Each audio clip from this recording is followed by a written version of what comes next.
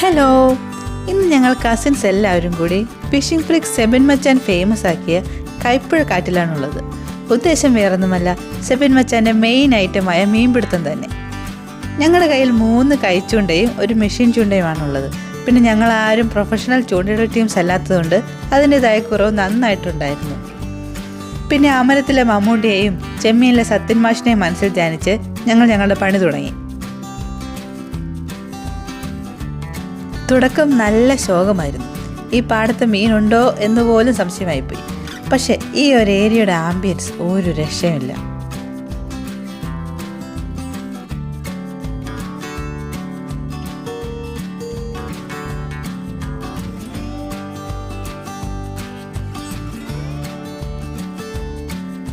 അങ്ങനെ കുറേ നേരം ചൂണ്ടയിട്ട് കഴിഞ്ഞപ്പോൾ അവസാനം ഞങ്ങളുടെ അളിയൻ്റെ ചൂണ്ടയിൽ ഒരു മീനടിച്ചു.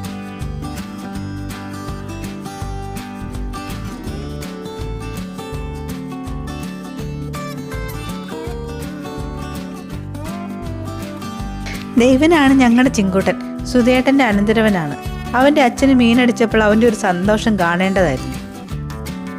ഈ മീൻ പല നാട്ടിൽ പല പേരിലാണ് അറിയപ്പെടുന്നത്. ചിലയിടത്ത് കറുപ്പെന്നും ചിലയിടത്ത് കല്ലേമുട്ടി എന്നും ഒക്കെ അറിയപ്പെടും. നിങ്ങളുടെ നാട്ടിൽ ഈ മീനിൻ്റെ പേരെന്താണെന്ന് കമൻറ്റ് ചെയ്യാൻ മറക്കില്ലല്ലോ. അങ്ങനെ ഇരുന്നപ്പോൾ അടുത്ത ആൾക്ക് മീനടിച്ചു. ഈ വട്ടം കിട്ടിയ മീൻ വളരെ ചെറുതായിരുന്നെങ്കിലും ചിങ്കൻ അത് ഒരുപാട് ഇഷ്ടപ്പെട്ടു.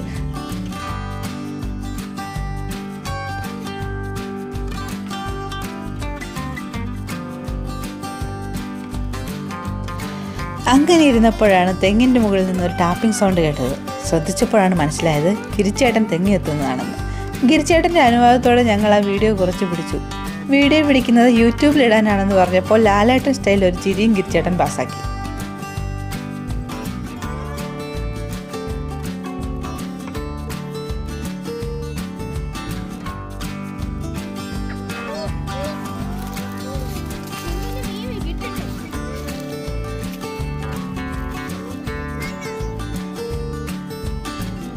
ഞങ്ങൾ വീണ്ടും ചൂണ്ടയിടലിലേക്ക് ഫോക്കസ് ചെയ്തു.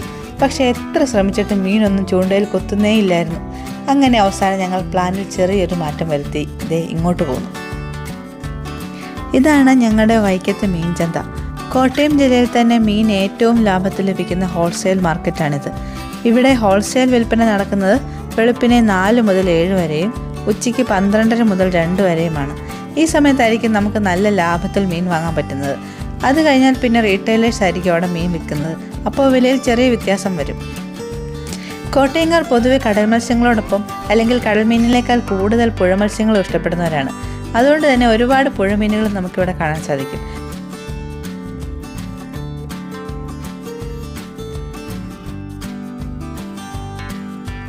ദിവസേന ലക്ഷക്കണക്കിന് രൂപയുടെ കച്ചവടം നടക്കുന്ന മാർക്കറ്റാണിത്.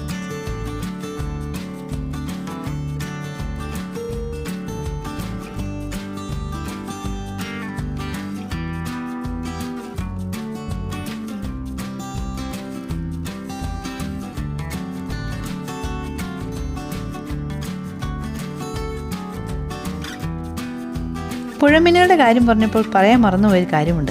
ഇവിടെ കിട്ടുന്ന പുഴമീനിൽ പലതും ജീവനുള്ളതായിരിക്കും. ഇതിൽ കൂടുതൽ ഫ്രഷ് നാടൻ മീൻ സ്വപ്നങ്ങളിൽ മാത്രം. അങ്ങനെ മാർക്കറ്റ് ചുറ്റി നടന്നപ്പോൾ കുറച്ച് മീൻതലകൾ കണ്ടു. കേരയുടെ തലയാണിത്. ഒരു തലയ്ക്ക് 100 രൂപ മാത്രമാണ് വില. പക്ഷെ ഞങ്ങൾ വാങ്ങിയത് 2 കിലോ വരുന്ന ഫുൾ കേരയും 1 കിലോ കക്കയിറച്ചിയും 2 കിലോ സിലോപ്പിയുമായിരുന്നു. ആ മീനെല്ലാം വാങ്ങി മീൻ വെട്ടാൻ നിൽക്കുന്ന ഈ ചേച്ചിയെ ഏൽപ്പിച്ചു.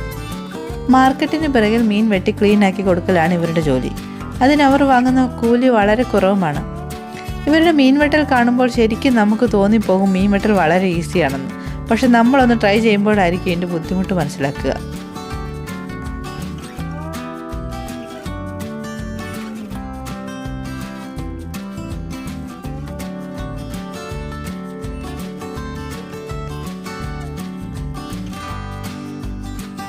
കേരളത്തിലെ ഏറ്റവും വലിയ കായലായ വേമ്പനാട്ട് കായലിൻ്റെ തീരത്താണ് ഈ മാർക്കറ്റ് സ്ഥിതി ചെയ്യുന്നത്.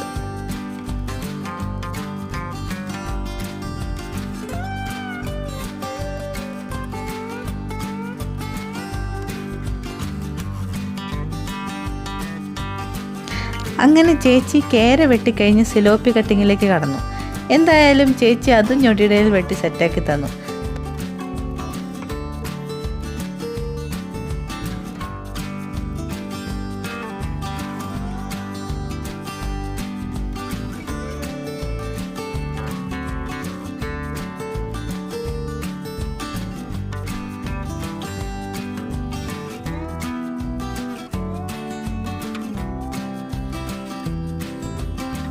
പോരാ നേരം നേരത്തെ പറഞ്ഞ മീന്തലയുടെ ഏരിയയിലേക്ക് ഒന്നുകൂടി പോയെങ്കിലും അത് ഫ്രഷ് അല്ല എന്ന് തോന്നിയപ്പോൾ ആ പ്ലാൻ ഉപേക്ഷിച്ച് ഞങ്ങൾ വീട്ടിലേക്ക് പോന്നു. അപ്പോൾ ഈ മീനുകളുടെ കുക്കിംഗ് വീഡിയോ ആയിട്ട് അടുത്ത ദിവസം വീണ്ടും കാണാം. ഞങ്ങളുടെ ചാനൽ സബ്സ്ക്രൈബ് ചെയ്യാൻ മറക്കില്ലല്ലോ അല്ലേ?